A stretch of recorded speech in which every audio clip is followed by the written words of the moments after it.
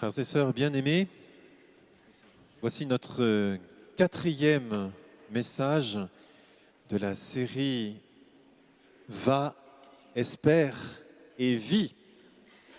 Alors, vous pouvez retrouver les précédents épisodes sur YouTube et je vous y encourage. Aujourd'hui, le thème de ce message est le suivant. Ça devrait arriver. Témoin de l'espérance. Nous sommes toujours dans cette année jubilaire où le pape François nous a invités à être pèlerins de l'espérance. Eh bien aujourd'hui, nous avons un témoin. Le mal existe dans le monde, il n'y a pas besoin de le prouver.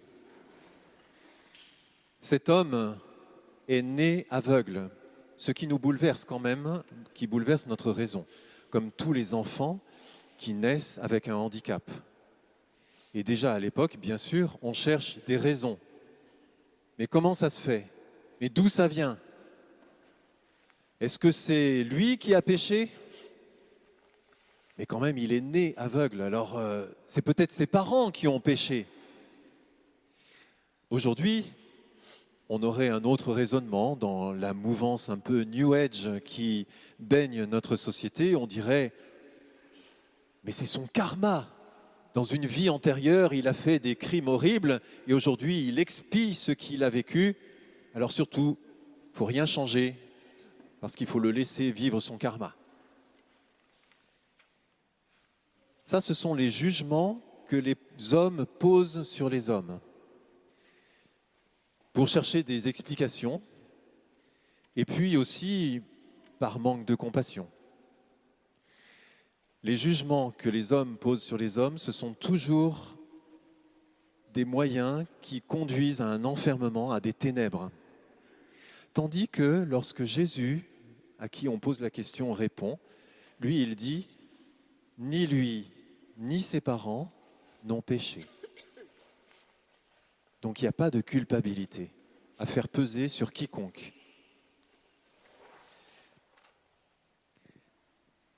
Cette bienveillance de Jésus, qui manifeste la bienveillance du Père pour chacun de ses enfants, y compris dans des situations de souffrance, des situations d'enfermement, des situations d'isolement, comme cet aveugle qui, depuis sa naissance, est obligé de mendier. La bienveillance, la tendresse, le regard plein de lumière de notre Dieu ouvre un chemin d'espérance, ouvre un avenir. Et c'est ce qui va se passer pour cet aveugle. Jésus fait donc ce geste prophétique de prendre de la boue qu'il fait avec sa salive et qu'il applique sur les yeux. Je passe sur ce geste. Et ensuite, ce chemin d'espérance commence pour cet aveugle par une parole qui vient rejoindre son cœur. Cette parole, c'est « Va te laver à la piscine de Siloé ». Il faut connaître un tout petit peu la géographie de Jérusalem. La scène se passe juste à la porte du temple, c'est-à-dire tout en haut de la ville de Jérusalem. C'est un endroit où il y a plein de mendiants qui sollicitent la générosité des gens qui rentrent et qui sortent du temple. Les archéologues qui ont fait des fouilles à Jérusalem ont trouvé, près de ces portes d'entrée, des bassins avec de l'eau pour les ablutions. C'est-à-dire que juste à côté de là où se passe la scène, il y a de l'eau, il y a des bassins. Alors pourquoi est-ce qu'il doit aller à Siloé et non pas dans ces bassins-là? Parce que Siloé, ça se trouve tout en bas de la ville. Tout en bas de la ville de Jérusalem. Ça, c'est la photo de la piscine de Siloé qui a été dégagée en 2004 par les archéologues. Donc c'est là que ça s'est passé. Et mettez-vous à la place de quelqu'un qui ne voit pas, de quelqu'un qui est aveugle. Il y a de l'eau à côté et puis vous l'envoyez à l'autre bout de la ville. Au milieu des escaliers, au milieu des obstacles, au milieu des foules de pèlerins qui sont là, et des gens, il faut qu'il aille là-bas. Pourquoi? Moi, je vois deux raisons à ce choix de Jésus pour cet aveugle. Première raison, Jésus ne veut pas que cet homme se comporte comme un consommateur des bienfaits de Dieu. Mais il faut qu'il se mette en route, qu'il soit actif dans la grâce qu'il va recevoir et par laquelle il va être guéri. Il faut qu'il marche, il faut qu'il se lève, il faut qu'il se déplace. Il faut qu'il aille à cette piscine de Siloé. Et puis la deuxième raison qui nous est donnée par Saint Jean lui-même, petite incise comme ça, dans son commentaire, il dit que Siloé, ça se traduit envoyé. Ça veut dire envoyé. Quelque part, c'est une façon de reconnaître que Jésus, c'est celui qui est envoyé par Dieu. Alors pour l'instant, l'aveugle, il n'en est pas là, hein, mais il va faire ce chemin pour arriver à comprendre ça. Et puis aussi, il va comprendre que c'est lui-même qui va être envoyé. C'est-à-dire que Jésus attend de cet aveugle, une fois qu'il aura vécu cette illumination de la guérison, d'être lui-même témoin de ce que Dieu a fait pour lui. Mais on n'en est pas là encore. Pour l'instant, Saint Jean nous dit « l'aveugle y alla donc ». Ça semble une petite phrase dans un récit, mais en fait ça manifeste un acte de confiance de cet homme dans la parole de celui qu'il ne connaît pas, dont il n'a jamais vu le visage, il a juste entendu sa voix juste à l'instant. Et il y a quelque chose dans la voix, dans la parole de Jésus qui est venu toucher suffisamment son cœur pour qu'il se dise « Ok, j'y vais ». Il fait confiance et il se lève et avec son bâton, sans doute, il se met en route vers Siloé, il descend la ville et il va jusque-là. Et là, bien sûr, il se lava et quand il revint, il voyait. Alors on pourrait se dire, ça y est, c'est une belle histoire comme il y en a beaucoup dans les évangiles. Des guérisons d'aveugles, il y en a d'autres. Et ça y est, c'est fini. Gloire à Dieu.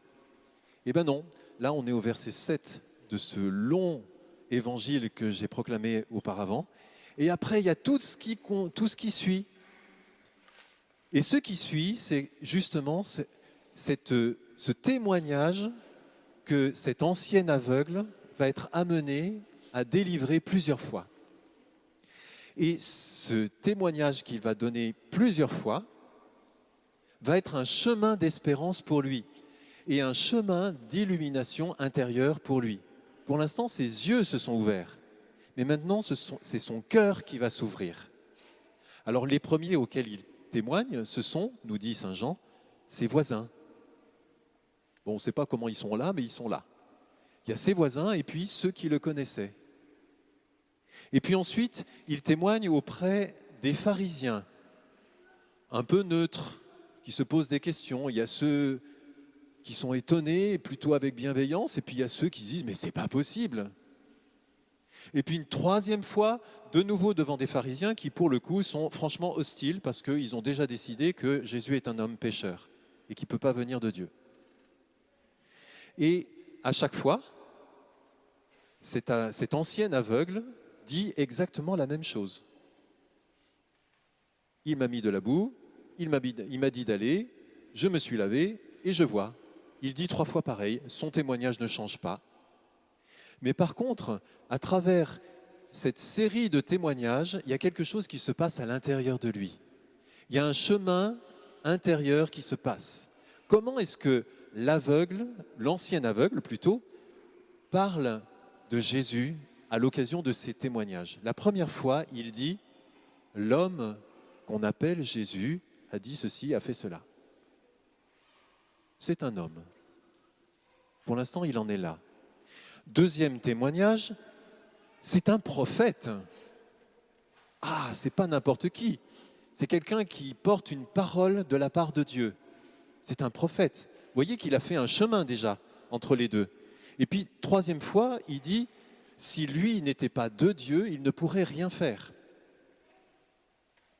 Donc vous voyez qu'à travers un chemin de témoignage qui est le même témoignage mais qui est répété, lui fait un chemin à l'intérieur.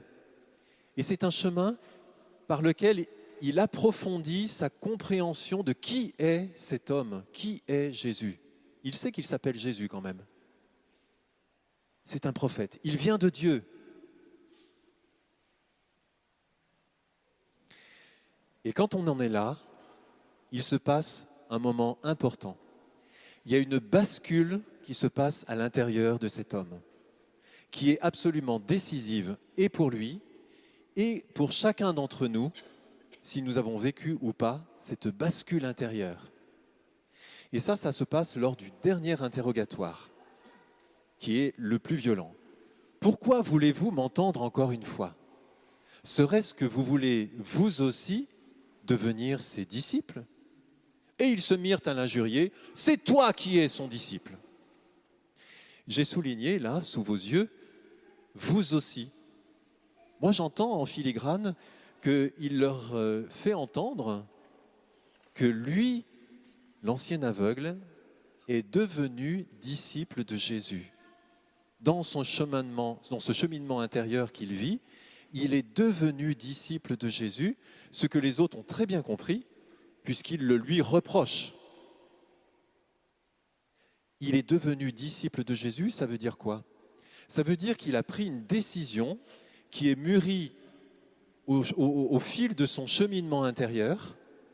Et cette décision, c'est que désormais et pour le reste de ma vie, Jésus sera mon guide, mon maître et ma lumière. Et je fais ce choix et cette décision et qui va impacter toute ma vie.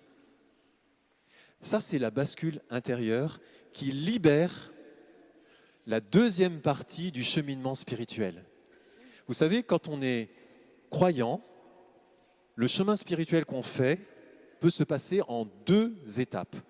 Première étape, nous devenons croyants. Deuxième étape, nous décidons de suivre Jésus. Et cette deuxième étape, elle est décisive. On peut rester à la première étape et puis rester et plafonner dans notre vie spirituelle en croyant que Jésus est qui il est et puis ce que dit l'Église, etc. Mais le jour où on décide intérieurement que Jésus sera mon maître, mon guide et ma lumière, à ce moment-là, on libère quelque chose à l'intérieur de nous, on ouvre quelque chose à l'intérieur de nous qui permet un autre cheminement, une autre illumination, un cheminement qui va beaucoup plus loin et une communion avec le Christ qui va beaucoup plus loin. Cette parole-là, ce moment-là, se passe au moment où l'ancien aveugle affronte l'adversité. Et il fait l'expérience de la persécution. Parce que, à cause de ça, je suis disciple de Jésus. À cause de ça, on le met dehors. Avec violence. Jésus ne nous a jamais menti quand il nous a dit que celui qui veut être disciple, qu'il prenne sa croix et qu'il me suive. Il y a plein de passages dans l'Évangile où il dit que celui qui le suit va traverser des épreuves. C'est déjà le cas pour cet ancien aveugle. Je voudrais simplement citer un passage dans l'Évangile de Matthieu. C'est la dernière béatitude, celle qui nous plaît moins que les autres, vous savez. Heureux êtes-vous si l'on vous insulte, si l'on vous persécute et si l'on dit faussement toutes sortes de mal contre vous à cause de moi. Réjouissez-vous, soyez dans l'allégresse, car votre récompense est grande dans les cieux. Vous voyez que Jésus nous met la perspective du ciel, la perspective d'un bonheur qui est celui du ciel, lorsque nous persévérons dans le fait de suivre Jésus, d'être disciple de Jésus, c'est-à-dire de cheminer dans la vie avec lui, quelles que soient les épreuves et les obstacles. Cette perspective du ciel, elle est vraiment importante parce que sans ça, on ne va pas continuer à avancer. Et puis lui est le mieux placé pour en parler. Lui qui a été persécuté, lui qui a été cloué sur une croix, mais lui qui est ressuscité, qui est monté au ciel et qui a dit « Je pars vous préparer une place, à vous mes disciples, vous que j'appelle mes amis. » Je reviens à l'ancien aveugle. Il est dit, Jésus le retrouva, après qu'il ait été jeté dehors. Jésus le retrouva. Moi, j'aime bien quand je lis cette parole, j'imagine Jésus qui, dans son cœur, n'a pas cessé d'être attentif à cet homme, dans son chemin de témoignage, dans ce chemin de croissance et d'illumination intérieure. Les yeux intérieurs de Jésus restaient sur cet homme. Et il sait, il apprend, on nous dit, mais il sait que cet homme est face à une persécution, à quelque chose qui est dur pour lui. Alors il prend l'initiative et il le retrouva. Parce que dans ce moment-là, où cet homme se retrouve rejeté à cause de sa foi en Jésus, Jésus veut être proche de lui. Jésus veut le consoler. Jésus veut le fortifier. Il veut montrer qu'il est tout proche de lui. Il le retrouva. Et alors on a ce dialogue absolument extraordinaire qui est de nouveau ce chemin de lumière qui s'ouvre pour lui. Deuxième partie donc du chemin de lumière spirituel. Crois-tu au Fils de l'homme? Le Fils de l'homme, vous savez, c'est l'expression qu'on trouve dans le livre de Daniel pour désigner celui qui est envoyé par Dieu, qui vient sur les nuées du ciel. C'est le Messie, le Christ, qui vient de Dieu sur les nuées du ciel. Crois-tu au Fils de l'homme? Et qui est-il pour que je croie en lui? Et cette phrase, il n'y a qu'un ancien aveugle qui peut en mesurer la portée et la puissance.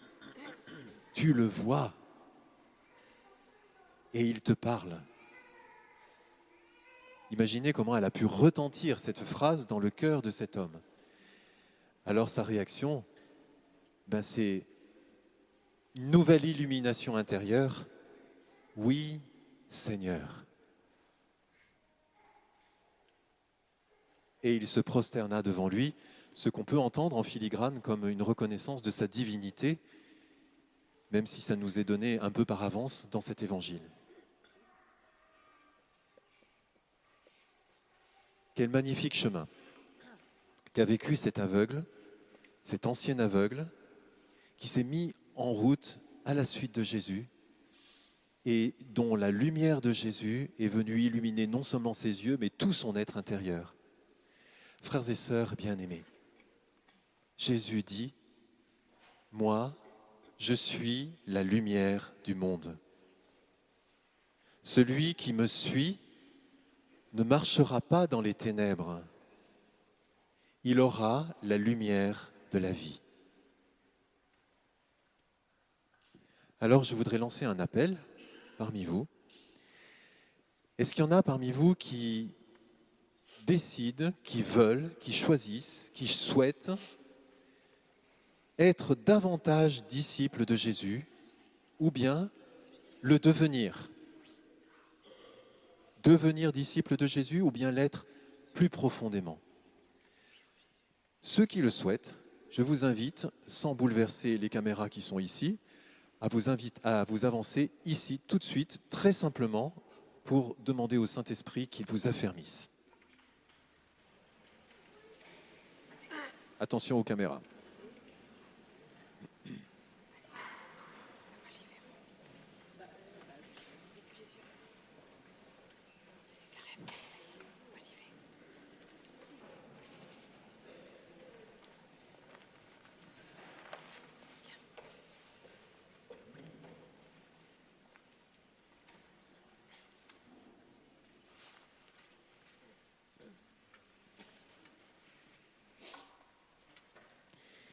Seigneur, je te bénis pour mes frères et mes sœurs qui sont ici, qui ont fait cette démarche de se lever, de faire quelques pas, beaucoup moins que l'aveugle qui est allé jusqu'à Siloé, mais ce sont des pas qui sont symboliques et qui disent quelque chose de fort et de profond.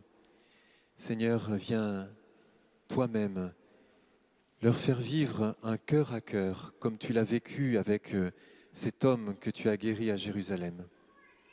Et que dans ce cœur à cœur, la lumière de ta vie, la lumière de la foi, la lumière de ton amour vienne resplendir dans le cœur de chacun et que chacun reparte affermi, consolé, réjoui. Et puis, que cette décision d'être ton disciple soit profondément enracinée dans le cœur de mes frères et de mes sœurs, et dans le mien aussi. Et nous te demandons ton esprit d'amour, Seigneur, ton esprit de lumière pour chacun et chacune d'entre nous. Esprit de sainteté, viens, esprit de lumière, viens, esprit de feu, viens nous embraser, viens, esprit de sainteté, viens, esprit de lumière, viens.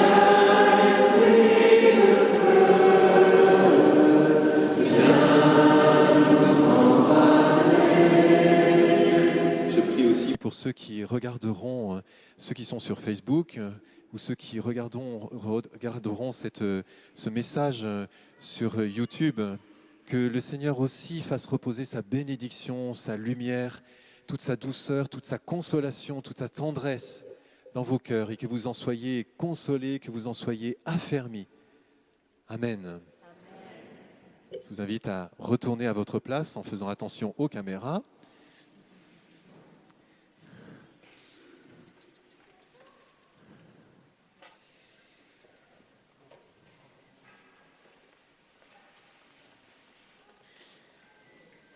Voilà, et pour terminer, comme d'habitude, les messages du dimanche, je vous propose un petit challenge. Vous avez remarqué que c'est le chemin du témoignage qui a été un chemin d'illumination pour cet homme. Alors, mon petit challenge que je vous propose, c'est de témoigner cette semaine à au moins une personne, mais vous pouvez faire plus si vous voulez, et de dire ce que Dieu a déjà fait pour vous. Ce que Dieu a déjà fait pour vous. Partagez-le tout simplement. Et vous allez en faire l'expérience et soyez des témoins de l'espérance. Amen.